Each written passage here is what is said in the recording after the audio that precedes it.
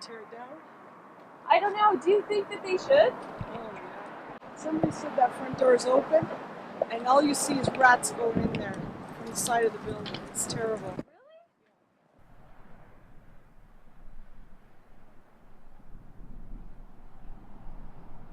With every boarded up door and broken window, every graffiti tagged wall and deteriorated building facade, Windsor may be hindering its chances at future development and economic recovery.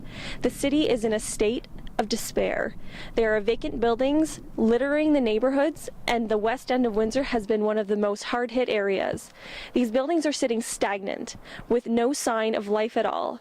Can these buildings be rehabilitated, or should they just be torn down, turned into green space, or a business that could develop the community and aid in our economic recovery? An unused space is defined as terrains that have been kept vacant during the formation of the city around them, and terrains that had previous occupation and have been abandoned at some point.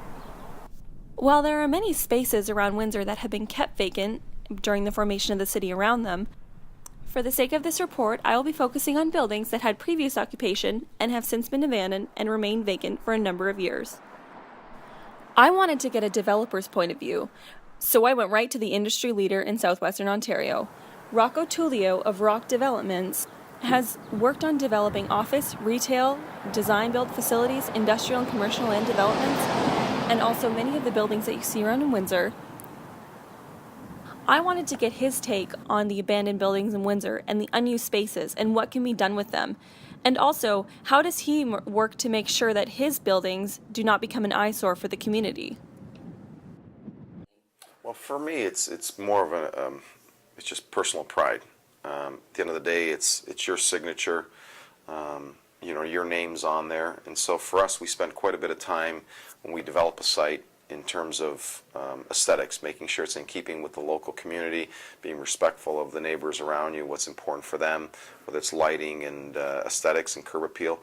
And the same token, trying to keep a balance with the municipality so that you create an award-winning project. In terms of vacant sites, you have an obligation as a landlord to make sure, again, that you're respectful to your neighbors, whether they're commercial or residential, making sure that it's maintained in an orderly fashion and it's maintained in a respectful manner at the end of the day so that it doesn't draw any negative attention not only to yourself as a developer and a landlord, but to the municipality.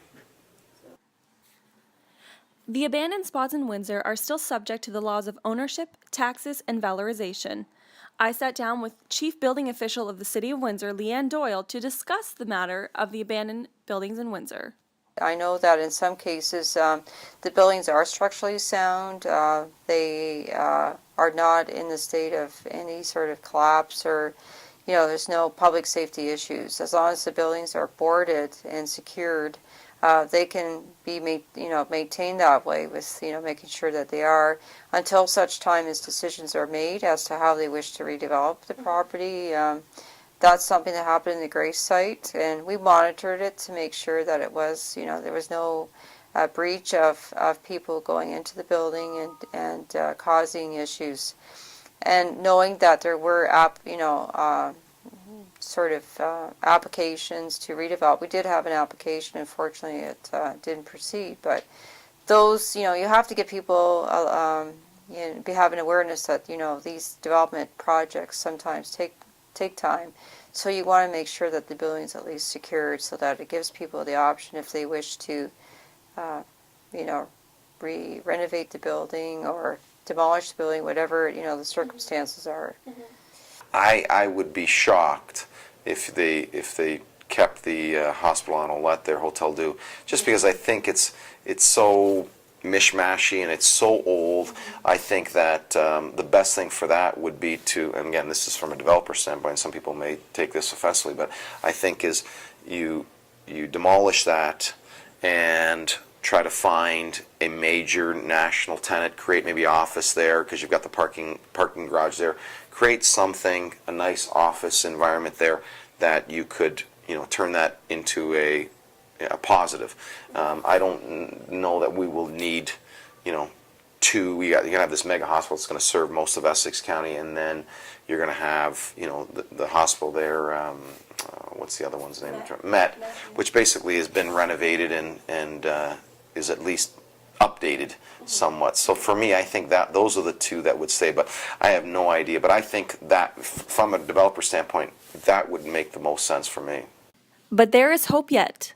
Penalty Box owner Van Neforos, along with partner George Sophos, are in the midst of converting a massive historic structure in the 1100 block of University Avenue.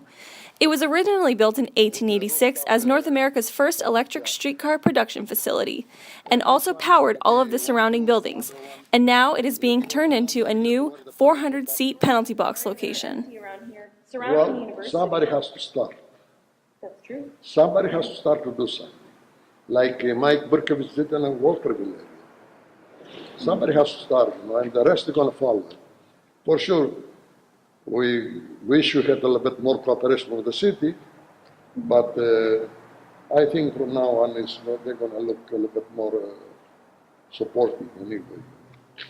People just got to stay positive and be patient. I think, we've got a great city here, and if everybody does their share, in helping and staying positive, we can overcome a lot of the adversity we've had in the past. For the 30 News, I'm Dawn Trache.